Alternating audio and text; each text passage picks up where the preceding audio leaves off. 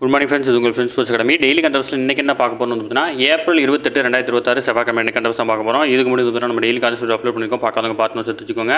அது மட்டும் இல்லாமல் நம்ம சேனல் வந்து பார்த்தீங்கன்னா சப்ஸ்கிரைப் பண்ணுங்கள், சப்போர்ட் பண்ணுங்கள், முடிஞ்சவங்க ஃப்ரெண்ட்ஸில் ஷேர் பண்ணுங்கள். நம்மளுடைய ஃப்ரெண்ட்ஸ் போலீஸ் அகாடமி அப்படின்ற டெலிகிராம் சேனலில் ஜாயின் பண்ணிக்கோங்க. இம்பார்ட்டன்ட் அப்டேட்ஸ் உங்களுக்கு உடனே கிடைக்கும். டிஸ்கிரிப்ஷனில் லிங்க் கொடுத்துருக்கேன், சரிங்களா? கரண்ட் அஃபேர்ஸ் பார்க்கறது முடி நமது பயிற்சி மையம் சார்பில் 2026ஆம் ஆண்டு காவலர் தேர்வுக்காக சிறை அப்படின்ற ஆன்லைன் டெஸ்ட் பேட்ச் வந்து பார்த்திங்கன்னா தொடங்கியிருக்கோம். மே 1ஆம் தேதியிலேருந்து தொடங்குது. விருப்பமுள்ள மாணவர்கள் இமீடியட்டாக ஜாயின் பண்ணிக்கோங்க. 6 மாத காலம் இந்த டெஸ்ட் பேட்ச் அதை நடத்துகிறோம். 65 தேர்வுகளும் 6500 வினாக்களும் உங்களுக்கு கிடைக்கும். இதற்கான அட்மிஷன் வந்து பார்த்திங்கன்னா நம்ம தொடங்கிட்டோம். ஸ்க்ரீனில் தர நம்பருக்கு கால் பண்ணி டீட்டெயில் கேட்டு தெரிஞ்சு இமீடியட்டாக ஜாயின் பண்ணிக்கோங்க, சரிங்களா? வாங்க ஃப்ரெண்ட்ஸ், கரண்ட் அஃபேர்ஸ் பார்த்துடலாம். நம்ம நேற்றே பார்த்தது தான். இந்தியா நியூசிலாந்து இடையே தடையற்ற வர்த்தக ஒப்பந்தம் வந்து பார்த்தீங்கன்னா திங்கட்கிழமை வந்து பார்த்தீங்கன்னா கையொப்பமாயிருக்கு. தில்லியில் நடைபெற்ற நிகழ்ச்சியில் மத்திய வர்த்தகத்துறை அமைச்சர் பியூஷ் கோயல் வந்து பார்த்தீங்கன்னா நியூசிலாந்து வர்த்தக மற்றும் முதலீடுத்துறை அமைச்சர் டாட் மெக்காலே ஆகியோர் இணைந்து வந்து பார்த்தீங்கன்னா இந்த ஒப்பந்தத்தில் கையெழுத்து போட்டிருக்காங்க. இந்த ஒப்பந்தத்தின்படி இந்தியாவுடைய 100% ஏற்றுமதிகளுக்கு வந்து பார்த்தீங்கன்னா வரி வந்து முழுமையாக ரத்து பண்ணுறது, இல்லைனா வந்து பார்த்தீங்கன்னா வரி குறைப்பு நடவடிக்கைகள் வந்து நியூசிலாந்து மேற்கொள்ளும். அதாவது இந்தியாவிலிருந்து ஏற்றுமதிகளுக்கு நியூசிலாந்தில் வரி வந்து பார்த்தீங்கன்னா விதிக்கப்படாது. அதன் மூலம் வந்து பார்த்தீங்கன்னா சிறு குறு மற்றும் நடுத்தர நிறுவனங்களுக்கு வந்து பார்த்தீங்கன்னா மிகுந்த பயனடைவாங்க.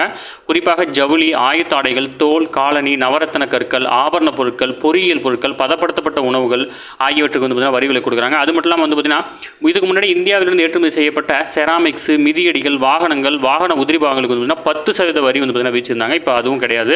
அது மட்டும் இல்லாமல் கம்பளி, நிலக்கரி, மரக்கட்டை, ஒயனு, அவகேடோ, ப்ளூபெரி உள்ளிட்ட நியூசிலாந்திலிருந்து இந்தியாவுக்கு இறக்குமதி செய்யும் பொருளுக்கு வந்து 95% ஏற்றுமதிக்கு வந்து பார்த்தீங்கன்னா வரி முழுமையாக ரத்து அல்லது வரி குறைப்பு நடவடிக்கைகள் வந்து பார்த்தீங்கன்னா இந்த ஒப்பந்தம் மூலம் இந்தியா மேற்கொள்ளிருக்கு. அதே நேரம் பால் பொருட்கள், வெங்காயம், சர்க்கரை, நறுமணப் பொருட்கள், சமையல் எண்ணெய், ரப்பர் உள்ளிட்ட பொருட்களுக்கு வந்து பார்த்தீங்கன்னா வேளாண் பொருட்களுக்கு எந்தவித வரிச்சலுகையும் கிடையாதுன்னு இந்தியா திட்டவட்டமாக வந்து பார்த்தீங்கன்னா சொல்லிட்டாங்க, ஓகேங்களா? அதேமாதிரி 5 ஆண்டுகளில் இருதரப்பு வர்த்தகத்தை வந்து பார்த்தீங்கன்னா 47,000 கோடி, அதாவது $5 பில்லியன் அளவு வந்து பார்த்தீங்கன்னா ஈக்குவல் பண்ணுறது தான் வந்து பார்த்தீங்கன்னா முக்கியமான இந்த திட்டத்துடைய நோக்கம், சரிங்களா? அடுத்தது, தமிழக சட்டப்பேரவைத் தேர்தலில் ஆண்களை விட வந்து பெண்கள் தான் அதிக அளவில் வாக்களிச்சிருக்காங்க.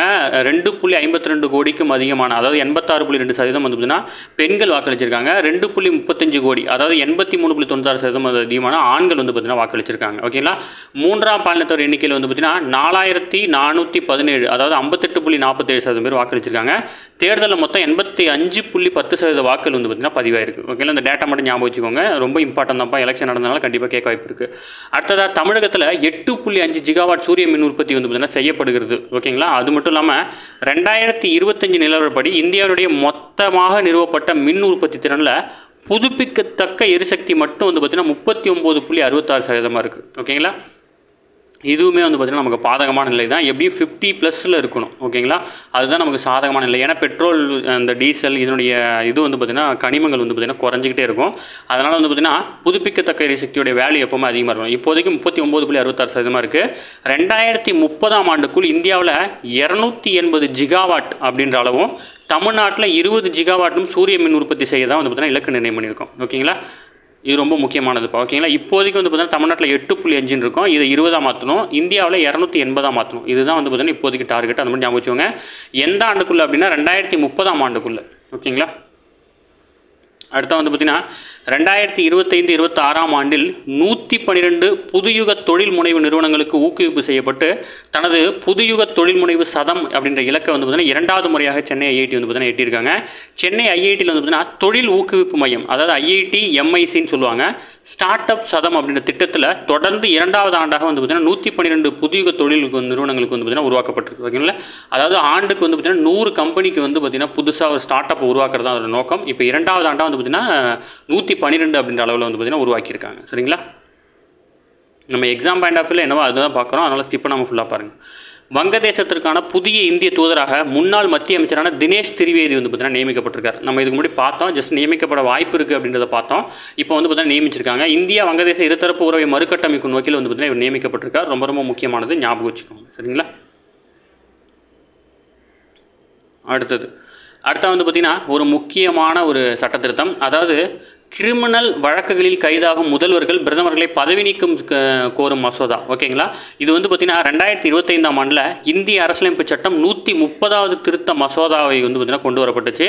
இந்த மசோதாவில் 5 ஆண்டுகள் அல்லது 5 ஆண்டுகளுக்கு மேல் வந்து பார்த்திங்கன்னா தண்டனை பெறக்கூடிய குற்றங்களை வந்து பார்த்திங்கன்னா குற்ற வழக்குகளில் பிரதமர்கள், மாநில முதல்வர்கள், அமைச்சர்கள் கைது செய்யப்பட்டு 30 நாட்களுக்கு மேல் சிறையில் இருந்தாங்க அப்படின்னா தாமாக வந்து பார்த்திங்கன்னா பதவி நீக்க வந்து பார்த்திங்கன்னா ஆயிடுவாங்க. ஓகேங்களா, அதுதான் இந்த மசோதாவோட முக்கியம். இந்த மசோதாவை வந்து பார்த்திங்கன்னா அபராஜிதா சரங்கி தலைமையிலான 31 எம்பிகள் கொண்ட நாடாளுமன்ற கூட்டுக்குழு வந்து பார்த்திங்கன்னா ஆய்வு செஞ்சிட்ருக்காங்க. ஓகேங்களா, கருத்துக்கள்லாம் கேட்டு ஆய்வு செஞ்சிட்ருக்காங்க. அதை மட்டும் ஞாபகம் வச்சுக்கோங்க. அடுத்து வந்து பார்த்திங்கன்னா எகிப்தில் நடைபெற்ற ஜூனியர் உலகக்கோப்பை துப்பாக்கி சுடுதல் போட்டியில் வந்து பார்த்திங்கன்னா இந்தியா முதலிடம் பிடித்து நிறைவு செஞ்சுருக்காங்க. மொத்தமாக இந்தியா 5 தங்கம், 6 வெள்ளி, 5 வெண்கலம் என 16 பதக்கங்களுடன் முன்னணி பெற்றிருக்குது. ரஷ்யா வந்து பார்த்திங்கன்னா 12 பதக்கங்களும் 2ஆம் இடத்துலையும், ஃப்ரான்ஸ் 6 பதக்கங்களுடன் 3ஆம் இடத்தையும் வந்து பார்த்திங்கன்னா பிடிச்சிருக்காங்க. இது ரொம்ப ரொம்ப முக்கியமானதுப்பா. அடுத்து வந்து பார்த்திங்கன்னா கர்நாடகா மாநிலம் துமாக்கூரில் நடைபெற்ற 24வது தேசிய ஜூனியர் அண்டர் 20 ஃபெடரேஷன் தடகள சாம்பியன்ஷிப் போட்டியில் வந்து பார்த்திங்கன்னா மும்முறை தாண்டுதலில் புதிய சாதனையுடன் தங்கம் வென்றிருக்கிறாங்க எஸ்ஆர்எம் உடைய ஐஎஸ்டி மாணவியான சாதனா ரவி. ஓகேங்களா, மேலும் நீளம் தாண்டுதலிலும் அவர் வந்து பார்த்திங்கன்னா வெள்ளி பதக்கம் வாங்கியிருக்காங்க, புதிய சாதனை பண்ணியிருக்காங்க. ஓகேங்களா, அடுத்தது வந்து பார்த்திங்கன்னா உலக பேட்மிண்டன் சம்மேளனத்தின் கவுன்சிலுடைய உறுப்பினராக வந்து பார்த்திங்கன்னா தேர்வாயிருக்காங்க. இந்திய பேட்மிண்டன் வீராங்கனையான பிவி சிந்து வந்து பார்த்திங்கன்னா அந்த சம்மேளனத்தினுடைய அத்லெட்டிக்ஸ் குழு தலைவராக கடந்த டிசம்பரில் தேர்வு செய்யப்பட்ட நிலையில் தற்போது முழு வாக்குரிமையுடன் அவையினுடைய கவுன்சில் உறுப்பினராக வந்து பார்த்திங்கன்னா தேர்வு செய்யப்பட்டிருக்காங்க. ரொம்ப ரொம்ப முக்கியமானது, ஞாபகம் வச்சுக்கோங்க. ஓகேங்களா, ஓகே ஃப்ரெண்ட்ஸ், இன்னைக்கு கண்டபஸ் எவ்வளோ தாண்டி எதுவுமே கேட்க வாய்ப்பில்லை. டெய்லி கண்டபஸ் டெய்லி பார்த்துருங்க. அப்போ மந்த்லி வீக்லி படிக்கும்போது உங்களுக்கு ஈஸியாக இருக்கும். நம்ம சேனலில் சப்ஸ்கிரைப் பண்ணி சப்போர்ட் பண்ணுங்கள். முடிஞ்சளவு ஃப்ரெண்ட்ஸில் ஷேர் பண்ணுங்கள். நம்மளுடைய ஃப்ரெண்ட்ஸ் போலீஸ் அகாடமி அப்படின்ற டெலிகிராம் சேனல் ஜாயின் பண்ணிக்கோங்க. இம்பார்ட்டன்ட் அப்டேட்ஸ் உங்களுக்கு ஒன்று கிடைக்கும். சரிங்களா, அடுத்த நமது பயிற்சி மையம் சார்பில் 2026ஆம் ஆண்டு போலீஸ் தேர்வுக்காக சிறை அப்படின்ற ஆன்லைன் டெஸ்ட் பேஜ் வந்து பார்த்திங்கன்னா தொடங்கியிருக்கோம். இந்த டெஸ்ட் பேஜ் ஆனது வந்து பார்த்திங்கன்னா கிட்டத்தட்ட 6 மாத காலம் நடக்குது. 65 தேர்வில் 6000 வினாக்கள் உங்களுக்கு கிடைக்கும். சரிங்களா, விருப்பமுள்ள மாணவர்கள் இமிடியேட் ஜாயின் பண்ணிக்கோங்க. ஸ்க்ரீனில் இருக்கிற நம்பருக்கு கால் பண்ணி டீட்டெயில் எடுத்து இமிடியேட் ஜாயின் பண்ணிக்கோங்க. சரிங்களா, தேங்க்யூ ஃப்ரெண்ட்ஸ்.